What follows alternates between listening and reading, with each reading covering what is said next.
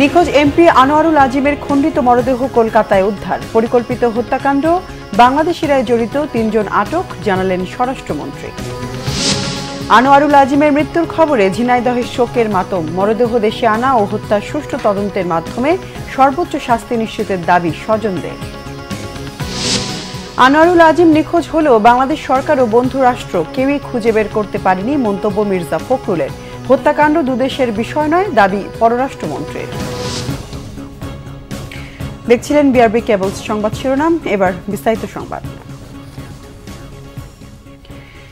ঝিনাইদহ ৪ আসনের নিখোঁজ সংসদ সদস্য আনোয়ারুল আজিমের খণ্ডিত মরদেহ পাওয়া গেছে পশ্চিমবঙ্গের কলকাতার নিউ টাউনের একটি ফ্ল্যাটে। চিকিৎসার কথা বলে ভারত গিয়ে তিনি নিখোঁজ হন। স্বরাষ্ট্রমন্ত্রী আসাদুজ্জামান খান জানান, আনোয়ারুল আজিমকে পরিকল্পিতভাবে হত্যা করা হয়েছে। খুনের ঘটনায় ৩ জনকে গ্রেফতার করেছে বাংলাদেশি পুলিশ। আর আইজিপি চৌধুরী আব্দুল্লাহ আল মামুন জানিয়েছেন, খুনের মোটিভ উদ্ঘাটনে কাজ চলছে।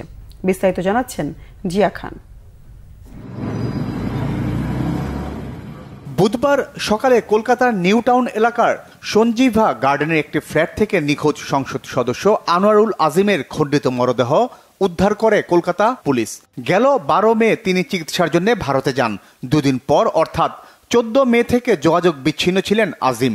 তার নিখোঁজের বিষয়ে গোয়েন্দা পুলিশের সঙ্গে যোগাযোগের পর কলকাতার একটি থানায় সাধারণ ডায়েরি করেন পরিবারের সদস্যরা। পুলিশ আসছে, এটাই দেখছি। কবে থেকে পুলিশ আসছে?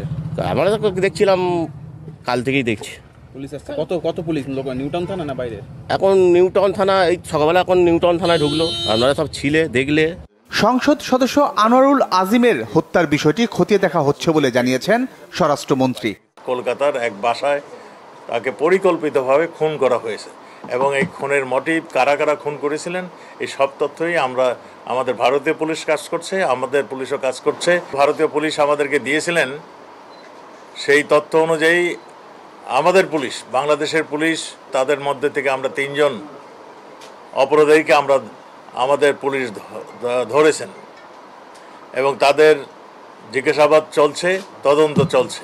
এদিকে আইজিপি বলেন, আনোয়ারুল আজিমের মৃত্যু সম্পর্কে গণমাধ্যম থেকে তারা জেনেছেন। আগে থেকে তার নিখোঁজের পেছনে স্বর্ণ চোরাচালান, হুন্ডি সহ নানা মোটিভ নিয়ে পুলিশ কাজ করছিল বলেও জানান তিনি। তাদের সাথে আমাদের সার্বক্ষণিক যোগাযোগ আছে। আমরা তাদের সাথে, তারা যে সহায়তা চাচ্ছে সেই সহায়তা আমরা প্রদান করছি এবং তাদের যে যোগাযোগ আছে এই যোগাযোগের মাধ্যমে যে সহযোগিতা প্রদান করছি আমাদের এবং তাদের ইনভেস্টিগেশনের স্বার্থে আমার মনে হয় এগুলো এখন না বলাই শ্রেয় হবে। এই মোটিভ নিয়ে কাজ করছে এই ইন্ডিয়ান পুলিশ, কাজ করছে, আমরাও কাজ করছি। আমরা এখনই এই সম্পর্কে মন্তব্য করার সময় হয়নি। 3 বারের সংসদ সদস্য ছিলেন আওয়ামী লীগ নেতা আনোয়ারুল আজিম। কে বা কারা তাকে হত্যা করেছে তার তদন্তে নেমেছে পুলিশ। জিয়া খান, বাংলা ভিশন, ঢাকা। এদিকে সংসদ সদস্য আনোয়ারুল আজিমের মরদেহ উদ্ধারের খবরে শোকের ছায়া নেমে এসেছে এলাকায়। স্বজনদের মাঝে চলছে শোকের মাতম। মরদেহ দ্রুত দেশে আনার দাবি জানিয়েছেন তারা। ঝিনাইদহ প্রতিনিধি আসিফ ইকবাল মাখুনের পাঠানো তথ্য ছবিতে ডেস্ক রিপোর্ট। 7-8 দিন নিখোঁজ থাকার পর বুধবার সকালে কলকাতার নিউ টাউন এলাকার সঞ্জীবা গার্ডেনের একটি ফ্ল্যাট থেকে ঝিনাইদহ 4 আসনের সংসদ সদস্য আনোয়ারুল আজিম আনারের মরদেহ উদ্ধারের খবরে শোকস্তব্ধ তার স্বজনরা। শোকের ছায়া নেমে এসেছে নেতাকর্মীদের মাঝে।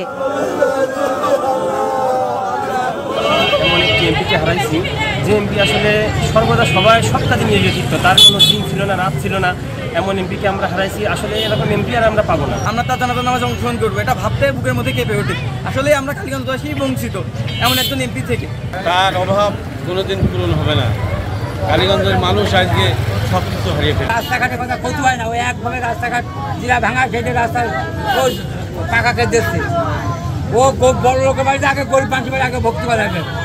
স্বজনরা জানান, গত 11 মে চিকিৎসার জন্য চুয়াডাঙ্গার দর্শনা দিয়ে ভারতে যান আনোয়ারুল আজিম। গত 15 মে সকালে পরিবারকে বার্তা পাঠান তিনি দিল্লি পৌঁছেছেন। এরপর থেকে তার সাথে আর কোনো যোগাযোগ করতে পারেনি স্বজনরা। 3 বার সংসদ সদস্য আনোয়ারুল আজিম ঝিনাইদহের কালীগঞ্জ উপজেলার নিশ্চিন্তপুর গ্রামের বাসিন্দা ছিলেন। শর্মিলা কেয়া, বাংলা ভিশন নিউজ ডেস্ক।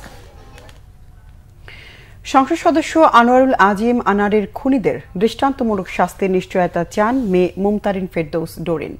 এজন্য প্রধানমন্ত্রী শেখ হাসিনার প্রতি আকুল আবেদন জানিয়েছেন মুমতারিন। আজিম হত্যাকাণ্ডের গুরুত্বপূর্ণ তথ্য পাওয়া গেছে এমন দাবি অতিরিক্ত পুলিশ কমিশনার হারুনুর রশিদের। আমার বাবার হত্যার বিচার চাই আমি। আপনারা এই বিষয়ে আমার সহযোগিতা করবেন, আপনারা নিউজ করবেন, আপনারা জানাবেন, আপনারা সারা বাংলাদেশ সহ সারা ওয়ার্ল্ডের সব জায়গায় আপনারা আলোড়ন সৃষ্টি করে দেন যেন আমার বাবার হত্যার আমি বিচার পাই।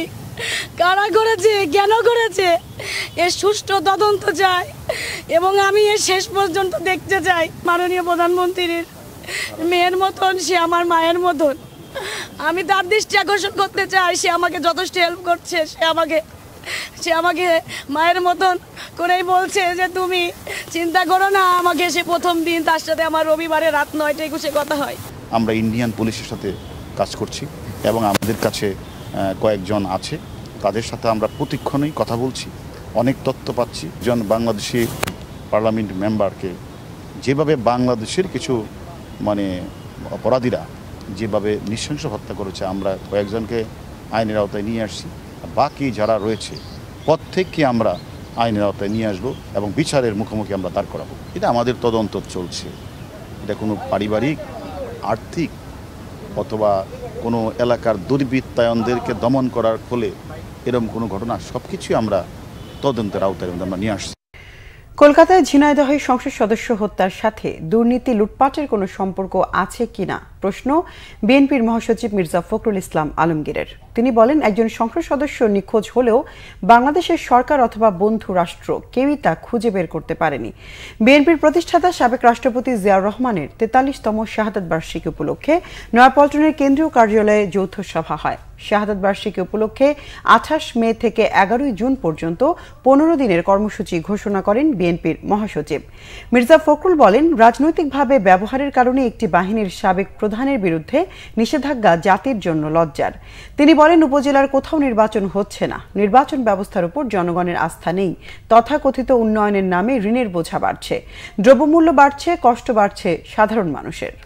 বাংলাদেশের সাধারণ নাগরিক নয়, একজন তাদের তথাকথিত সংসদ সদস্য বিদেশে গিয়ে নিখোঁজ হয়ে গেলেন, তার কোনো খবর তারা দিতে পারলেন না পারলেন বাংলাদেশ সরকার, না পারলেন বন্ধু রাষ্ট্র তাদের ভারত। তো আমরা কি মনে করবো যে এটার একমাত্র লক্ষ্য হচ্ছে দুর্নীতি করা, টাকার পাহাড় তৈরি করা, বিদেশে পাঠানো, ওইটারই কোনো ঘটনা কিনা আমরা জানি না। সংসদ সদস্য আনোয়ারুল আজিম হত্যাকাণ্ড বাংলাদেশ ভারত দুই দেশের কোনো বিষয় নয় বলে মন্তব্য করেছেন পররাষ্ট্রমন্ত্রী ডক্টর হাসান মাহমুদ। ঢাকা বিশ্ববিদ্যালয়ে এক অনুষ্ঠান শেষে সাংবাদিকদের এ কথা বলেন তিনি। হত্যাকাণ্ডের ঘটনাকে মর্মান্তিক ও দুঃখজনক বলে মন্তব্য করে পররাষ্ট্রমন্ত্রী বলেন, এই ঘটনার মূল হোতাকে আটক করেছে ডিবি পুলিশ। এছাড়া কলকাতা পুলিশও দুজনকে আটক করেছে বলে জানান তিনি। বাংলাদেশের কলকাতা উপদূতাবাসের মাধ্যমে ভারতের পুলিশের সাথে সার্বক্ষণিক যোগাযোগ রাখা হচ্ছে। এক প্রশ্নের জবাবে পররাষ্ট্রমন্ত্রী বলেন, দুর্নীতির কারণে সাবেক সেনাপ্রধান অবসরপ্রাপ্ত জেনারেল আজিজ আহমেদকে নিষেধাজ্ঞা দিয়েছে যুক্তরাষ্ট্র। এটা আজিজ আহমেদের ব্যক্তিগত দায় বলে মন্তব্য করেন তিনি। এমপি আনোয়ার সাহেবের হত্যাকাণ্ডটা অত্যন্ত দুঃখজনক, মর্মান্তিক, অনভিপ্রেত। যে ফ্ল্যাটে তাকে হত্যা করা হয়েছে বলে ধারণা করা হচ্ছে সেখানে ঢুকেছিল, কোনো লাশ সেখানে পায়নি। তবে হত্যাকাণ্ডের মূল হোতাকে এবং কয়েকজনকে গ্রেপ্তার করা হয়েছে, ডিবি গ্রেপ্তার করেছে এবং কলকাতা পুলিশও দুজনকে গ্রেপ্তার করেছে। তদন্ত চলছে কিভাবে এই হত্যাকাণ্ড ঘটানো হয়েছে। তো এ নিয়ে বিস্তারিত আসলে স্বরাষ্ট্র মন্ত্রণালয় বলবে। আমরা আমাদের মিশনের মাধ্যমে খোঁজ রাখছি এবং মিশন কলকাতা পুলিশের সাথে নিয়মিত যোগাযোগ রাখছে। আমাদের এন্ড থেকে স্বরাষ্ট্র মন্ত্রণালয়ের মাধ্যমেও যোগাযোগ রাখা হয়েছে। স্বরাষ্ট্রমন্ত্রী মহোদয় বলেছেন এটি একটি পরিকল্পিত হত্যাকাণ্ড। তো সুতরাং এখানে এটি দুই রাষ্ট্রের বিষয় নয়। আসলে রুমা সোনালী ব্যাংক ও আনসারের অস্ত্রাগার থেকে লুণ্ঠিত অস্ত্র ফেরত দিয়ে সন্ত্রাসী কর্মকাণ্ড ত্যাগ করে কেএনএফকে শান্তির পথে আসার আহ্বান জানিয়েছে বম জনগোষ্ঠী। রুমা বাজারে ঘণ্টাব্যাপী অনুষ্ঠিত মানববন্ধনে এই আহ্বান জানান বক্তারা। এতে বম সম্প্রদায়ের 5 শতাধিক নারী পুরুষ অংশ নেয়। কেএনএফের হুমকি ও যৌথ বাহিনীর অভিযানের কারণে বম অধ্যুষিত পাড়া মহল্লাগুলো অনেকটাই জনশূন্য। প্রাণের ভয়ে সবাই জঙ্গলে জঙ্গলে পালিয়ে বেড়াচ্ছে। বক্তারা কেএনএফের এই সন্ত্রাসী পথ পরিহার করে লুণ্ঠিত সরকারি 14টি অস্ত্র ফেরত দিয়ে শান্তি ও স্বাভাবিক জীবনে ফিরে আসার আহ্বান জানান। তাদের অভিযোগ, রুমা, বোয়াংছড়ি ও থানচি উপজেলায় কেএনএফ ও কেএনএফের সন্ত্রাসী কর্মকাণ্ডের ফলে পুরো এলাকা স্থবির হয়ে পড়ে। সম্প্রতি ব্যাংক ডাকাতি, অস্ত্র লুট ও ব্যাংক ম্যানেজার অপহরণ ঘটনার পর পাহাড়ের পরিস্থিতি আরও অবনতি ঘটে। যৌথ বাহিনীর অভিযানের মুখেও কেএনএফ অস্ত্রধারীরা সন্ত্রাসী কর্মকাণ্ড অব্যাহত রাখায় স্বগোত্রীয় বমদের পক্ষ থেকে নিন্দার ঝড় ওঠে। তারই অংশ হিসেবে কেএনএফের সন্ত্রাসীদের বয়কট করে তাদের বিরুদ্ধে রুমা বাজারে মানববন্ধন হয়। নানা আয়োজনে দেশের কয়েকটি জেলায় উদযাপন হচ্ছে বৌদ্ধ ধর্মাবলম্বীদের প্রধান উৎসব বুদ্ধ পূর্ণিমা। গৌতম বুদ্ধের জন্মতিথি, বন্ধুত্ব লাভ ও পরিনির্মাণ লাভ উপলক্ষে সকাল থেকে রাঙ্গামাটিতে নানা আনুষ্ঠানিকতায় উদযাপন হচ্ছে দিনটি। সকল অশুভ শক্তি দূর ও দেশের শান্তি ও মঙ্গল কামনা করে প্রার্থনা করা হয়। দিনটি উদযাপনে খাগড়াছড়িতেও অংরা বৌদ্ধ বিহার, ধর্মপুর আর্য বন বিহার, জনবল বৌদ্ধ বিহার সহ জেলার বিভিন্ন বৌদ্ধ বিহারে নানা ধর্মীয় অনুষ্ঠানের আয়োজন করেছে বৌদ্ধ ধর্মাবলম্বীরা। দিবসটি উপলক্ষে চট্টগ্রামে নন্দনকানন বৌদ্ধ মন্দির ছাড়াও নগরী ও জেলার বৌদ্ধ মন্দিরগুলোতে আলোচনা সভা ও ধর্মীয় নানান অনুষ্ঠানের আয়োজন করা হয়। বান্দরবান রাজবাড়ী থেকে একটি শোভাযাত্রা বের হয়ে শহরের প্রধান প্রধান সড়ক ঘুরে রাজগুরু বিহারের বোধিবৃক্ষতলে সমবেত হয়। শোভাযাত্রায় বান্দরবান বোমাং সার্কেল চিফ রাজা উচপ্র চৌধুরী সহ বৌদ্ধ সম্প্রদায়ের নেতারা অংশগ্রহণ করেন। সিলেটে পঞ্চশীল গ্রহণ, সংঘদান, অষ্ট পরিষ্কার দান ও বিশ্বমঙ্গল কামনা করে সমবেত প্রার্থনা হয়। আশুলিয়ার বোধিজ্ঞান ভাবনা কেন্দ্রে গৌতম বুদ্ধের আবির্ভাব দিবসটির তাৎপর্য ব্যাখ্যা করেন প্রতিষ্ঠানের প্রতিষ্ঠাতা পরিচালক অসীম জিন রক্ষিত মহাথের ও ভদন্ত বৌদিমিত্র মহাথের। তীব্র তাপদাহের প্রভাব পড়েছে পাহাড়ের আম চাষে। এর মধ্যে ঝরে গেছে প্রায় 50% আম। ব্যাপক লোকসানের শঙ্কায় চাষিরা। ঝরে পড়া রোধে বেশি বেশি পানি দেওয়ার পরামর্শ কৃষি বিভাগের। খাগড়াছড়ির প্রতিনিধি HM প্রফুল্ল তথ্যচিত্রে ডেস্ক রিপোর্ট। আম্রপালি, বাড়ি 4, মিয়াজাকি, ব্যানানা সহ বিভিন্ন প্রজাতির আম চাষ হয় খাগড়াছড়িতে। সারা বছর এ জেলায় আমের চাহিদাও বেশ, তবে এবার আমের ফলনে হতাশ চাষি। এই মৌসুমে বেশিরভাগ গাছেই মুকুল আসেনি। যেসব গাছে আম ধরেছে, অতিরিক্ত তাপমাত্রায় তার অর্ধেকই ঝরে গেছে। তীব্র খরায় ফুড ড্রপিং এর দিশেহারা কৃষকরা। পাহাড়ি এলাকায় সেচ দেয়া কষ্টসাধ্য হওয়ায় বৃষ্টি না হলে এর সমাধান দেখছে না তারা। গত বছর চাইতে এই বছর এমনিতে ফলন কম, তারপরে প্রচন্ড গরমে অনেক আম ঝরে গেছে, প্রায় 60% ঝরে গেছে, আর 40% আছে। দিন রাত পরিশ্রম করতেছি, পানি, ওষুধ নানা দিয়ে চেষ্টা করতেছি, কিন্তু তারপরে আমটা ঝরে পড়তেছে। পানি আর ঔষধ দিয়ে ঠেকানো যাচ্ছে না আমের ঝরে পড়া। ঋণ পরিশোধে দুশ্চিন্তায় চাষিরা। গত বছরের তুলনায় 5 ভাগের 1 ভাগও ফলন হয় নাই। যে ফলনগুলো এসেছে সেগুলো অতিরিক্ত খরার কারণে অতিরিক্ত ড্রপিং হচ্ছে, যার কারণে কৃষকরা এবছর কিভাবে লোন পরিশোধ করবে তা নিয়ে শঙ্কায় আছে। ফুড ড্রপিং রোধে গাছের গোড়ায় খড়কুটো দিয়ে মালচিং করা এবং বেশি পানি স্প্রে করার পরামর্শ দিয়েছেন বিশেষজ্ঞরা। ফল বৃদ্ধির জন্য যে পরিমাণ ময়েশ্চার প্রয়োজন হয় গাছে সেই পরিমাণ ময়েশ্চার নেই। অন্যদিকে আমাদের বৃষ্টিরও অভাব রয়েছে এবং এইখানে আমরা জানি যে সর্বোপরি সেচের একটি অভাব সবসময় আমরা পরিলক্ষিত হয়। প্রতি লিটার পানিতে আপনারা 2 গ্রাম ইউরিয়া সার গুলিয়ে সেটা পাতাতে স্প্রে করলে এই ফ্রুট ড্রপটা কমবে। এছাড়া আরো আমরা পরামর্শ যেটা দিয়েছি সেটা হচ্ছে 5 থেকে 6% বোরিক অ্যাসিড। এটা যদি আমরা পাতায় স্প্রে করি তাহলে কিন্তু আমাদের এই যে ফ্রুট ড্রপিংটা কমে যাবে। খাগড়াছড়িতে 4150 হেক্টর জমিতে আমের চাষ হয়েছে। উৎপাদন লক্ষ্যমাত্রা 49,800 metric ton. Bangla Vision news desk. দেশের বিভিন্ন জায়গার আরো কিছু খবর নিয়ে এখন একটি ডেস্ক রিপোর্ট। 2 দিনব্যাপী ক্যান্সার থেরাপি ও প্যালিয়েটিভ কেয়ার বিষয়ক আন্তর্জাতিক সম্মেলন শুরু হয়েছে টাঙ্গাইলে। কুমুদিনী কমপ্লেক্সে সম্মেলনের উদ্বোধন করেন স্বাস্থ্য প্রতিমন্ত্রী ডাক্তার রোকেয়া সুলতানা। সম্মেলনে বিদেশি বিশেষজ্ঞ সহ দেশের শতাধিক ডাক্তার অংশ নেন।